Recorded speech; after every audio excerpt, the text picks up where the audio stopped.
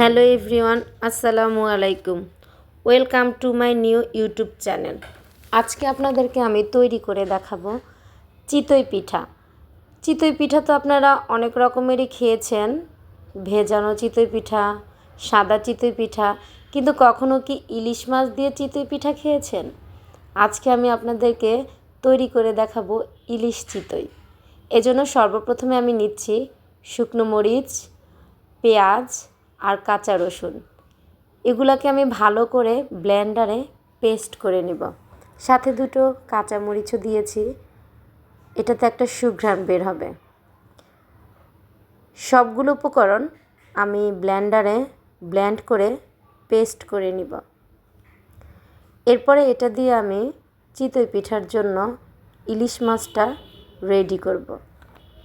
এই পেস্টটাকে আমি প্রথমে একটা পাত্রে নিয়ে নিব।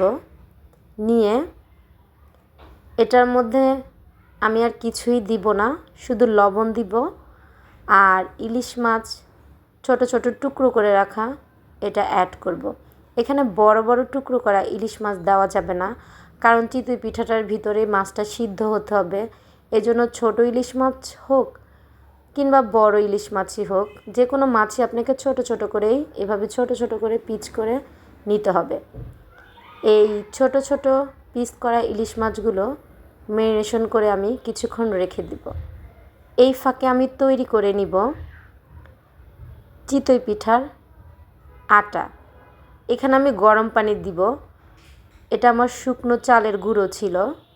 গরম পানিটা আমি এভাবে গরম পানিটা দিব যে গরম পানিটা যাতে খুব বেশি গরমও না হয় আবার ঠান্ডাও না হয়। গরম পানির ভিতরে আঙুল দিলে যাতে আঙুলটা বেশিক্ষণ পানিতে রাখা না যায়, গরম লাগে। এই পরিমাণে গরম পানিটা আমি দিব।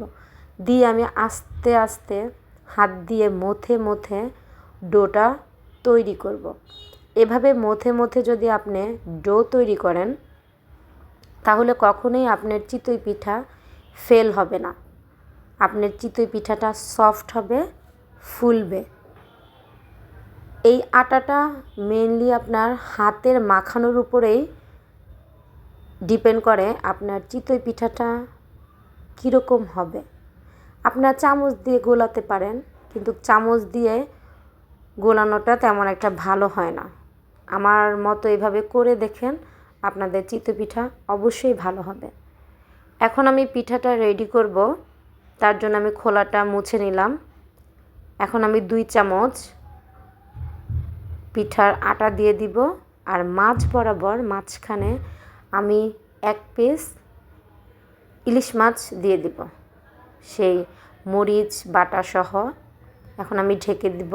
কিছুক্ষণ পর আমি চিতই পিঠাটা উঠিয়ে দেখব হয়েছে কিনা। এই তো আমার চিতই পিঠা রেডি হয়ে গিয়েছে। এখন আমি পিঠাটা নামিয়ে নিব। দেখেন কি সুন্দর কালার হয়েছে, আর আমার পিঠাটা কিন্তু ফুলেও গিয়েছে, এমনকি সফট নরমও হয়েছে। এভাবে আমরা চিতই পিঠা আসলে আপনারা কখনো বানিয়ে খেয়েছেন কি না আমি জানি না। এভাবে যদি চিতই পিঠা আপনারা বানিয়ে না খেয়ে থাকেন, আজকের ভিডিওটা দেখার পর অবশ্যই এভাবে চিতই পিঠা বানিয়ে খেয়ে দেখবেন, আপনাদের কাছে অসম্ভব লেভেলের ভালো লাগবে।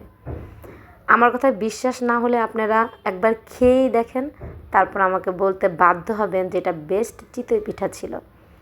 এখানে পেঁয়াজ, মরিচের, রসুনের একটা সুঘ্রাণ, তারপরে সাথে ইলিশ মাছের যে একটা ঘ্রাণ, বিশ্বাস করেন এটা খেলেই আপনারা বুঝতে পারবেন কীরকম মজাদার পিঠা হয়েছে। আর যারা চিতই পিঠার সাথে ইলিশ মাছ খেতে না চান, তারা এভাবে সাদা পিঠাও তৈরি করতে পারেন। এভাবে একবার পিঠা বানিয়ে খেয়ে দেখবেন। আজকের ভিডিওটা এই পর্যন্ত। ভিডিওটা ভালো লাগলে চ্যানেলটি সাবস্ক্রাইব করে পাশে থাকবেন।